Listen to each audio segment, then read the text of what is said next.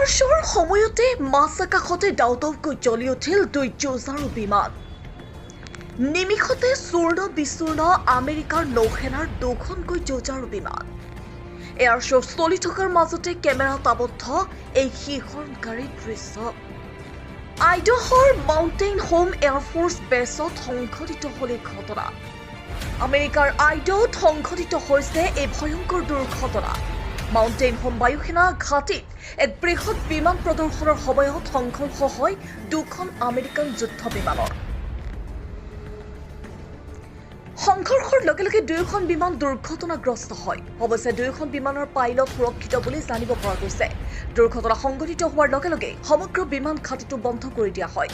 সূত্ৰ অনুসৰি দেওবাৰে স্থানীয় সময় অনুসৰি নিশা প্ৰায় 12:30 সংঘটিত হয় এই দুৰ্ঘটনা। এই সময়ত বিমান ঘাটিত চলি আছিল গানফাইটাৰ স্কাই এয়াৰ শ্ব'। দুৰ্ঘটনাগ্ৰস্ত বিমান দুখন আছিল আমেৰিকাৰ নৌসেনাৰ উন্নত EA-18G গ্ৰৌলাৰ যুদ্ধ বিমান। তথ্য অনুসৰি বিমান ঘাটিৰ পৰা প্ৰায় 2 মাইল দূৰত বিমান দুখন দুৰ্ঘটনাগ্ৰস্ত হয়। ছ'চিয়েল মিডিয়াত ভাইৰেল হোৱা ভিডিঅ'টোত দুয়োখন বিমানৰ আকাশত সংঘৰ্ষ হোৱাৰ লগে লগে জুইৰ কুণ্ডলীত পৰিণত হোৱা দেখা গৈছে। কিন্তু সংঘৰ্ষৰ লগে লগে দুয়োখন বিমানৰ পৰা পেৰাচুট লৈ 4জন পাইলটক দেখা যায়। দুয়োখন বিমানৰ 4জন ক্ৰু মেম্বাৰে সময়মতে নিৰাপদে নামিবলৈ সক্ষম হৈছিল। আমেৰিকাৰ নৌসেনাই নিশ্চিত কৰিছে যে 4জন ক্ৰু মেম্বাৰ নিৰাপদে আছে। তথ্য অনুসৰি দীঘলীয়া 8 বছৰ পিছত এই গ্ৰেণ্ড এয়াৰ শ্ব'ৰ আয়োজন কৰা হৈছিল। ইয়াক চাবলৈ হাজাৰ হাজাৰ লোক গোট খাইছিল।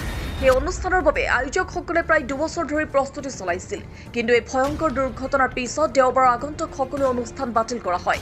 একে সময়তে আমেৰিকাৰ বায়ুসেনাৰ নৌসেনাৰ বিষয়াসকলে ঘটনাৰ তদন্তৰ নিৰ্দেশ দিছে। বিগত সময়ত এই মাউণ্টেইন হোম বিমান ঘাটিটোত বহু দুৰ্ঘটনা সংঘটিত হৈছে। দুখন EA-18G গ্ৰৌলাৰ জেটৰ এই ঘটনাই সেই পুৰণি স্মৃতিবোৰ পুনৰ ঘূৰাই আনিছে। ইয়াৰ পূৰ্বে 2018 চনত ইয়াৰ ৰানৱেত এখন হেং গ্লাইডাৰ দুৰ্ঘটনাগ্ৰস্ত হৈছিল। তাত পাইলটৰ মৃত্যু হৈছিল। ইয়াৰ পূৰ্বে 2003 চনত ইয়াত থাণ্ডাৰবাৰ্ড জেট বিমান দুৰ্ঘটনাগ্ৰস্ত হৈছিল। অৱশ্যে দুৰ্ঘটনাত প্ৰাণ ৰক্ষা পৰিছিল পাইলটজনৰ। Bureau' report NETV।